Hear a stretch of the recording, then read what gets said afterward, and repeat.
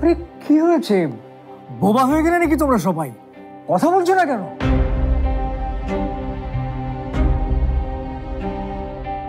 আমি বলছি বাবা,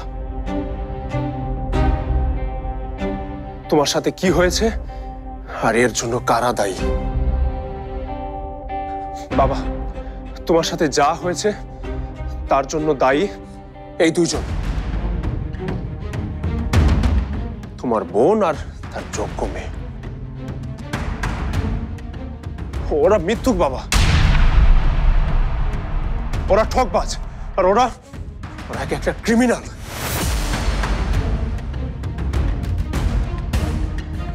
পল্লব, ধমকে লাভ নেই।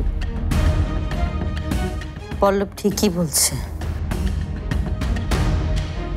আজকে যা হয়ে গেল এর জন্য যদি কেউ দায়ী হয়ে থাকে তাহলে বুবু আর মিঠি।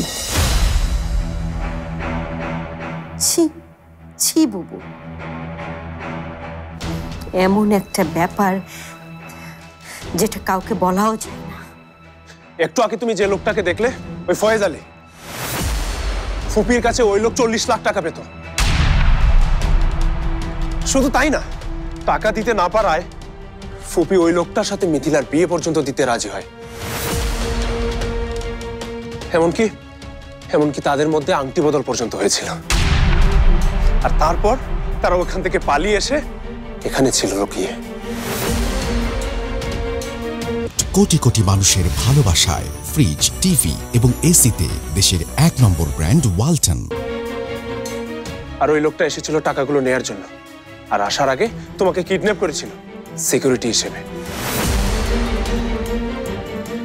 যদি আমরা পুলিশের কাছে যাই কিংবা ওই লোকটাকে টাকা না দিই, অথবা ওই টাকার পরিবর্তে মিথিলাকে ওই লোকের হাতে তুলে না দেই, তাহলে হয়তো বাবা তোমাকে ওই লোকটা ছাড়তো না। তুমি কোথায় আটকে আছো এই কথাটাও তারা বলতো না। হয়তো তোমাকে মেরেও ফেলতে পারতো। তোমার যে বোন আর বোনের মেয়ের জন্য দরদ উঠলে উঠেছিল, সেই বোন আর বোনের মেয়ের জন্যই তুমি গতকালকে বন্দী ছিলে, আর আজকে হয়তো মরেও যেতে। এসব কি শুনছি বুবু? পল্লব এসব কি বলছে? খুব বিপদে পড়েছিলাম রামজান, খুব খুব বিপদে। নিজেরা বিপদে পড়লে সেই বিপদ অন্যের কাঁধে ফেলে দেওয়াটা কোনো কাজের কথা না ফুপি। মিথিকে নিয়ে এসে এই বাড়িতে লুকিয়ে রেখেছিলে, সেটাও না মেনে নেওয়া যেত, কিন্তু তুমি আর তোমার মেয়ে মিলে চক্রান্ত করে, ব্ল্যাকমেল করে আমাকে ফাঁসিয়ে যে বিয়ে করিয়েছিলে, সেটা কি ছিল? সেটাও তোমাদের বিপদ? না, সেটা ছিল তোমাদের পাপ।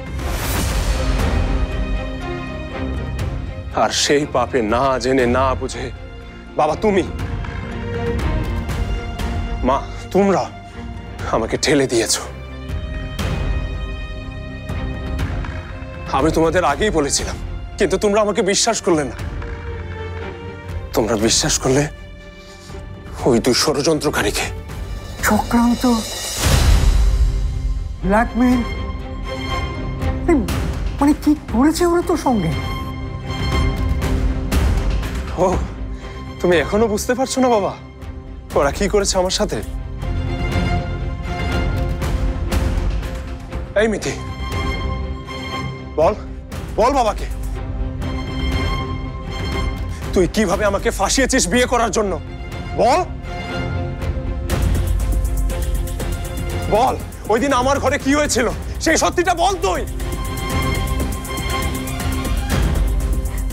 পল্লবের কোনো দোষ নেই মামা, ও আমার সাথে কোনো খারাপ আচরণ করেনি। মা আমাকে বাধ্য করেছিল পল্লবকে ফাঁসাতে,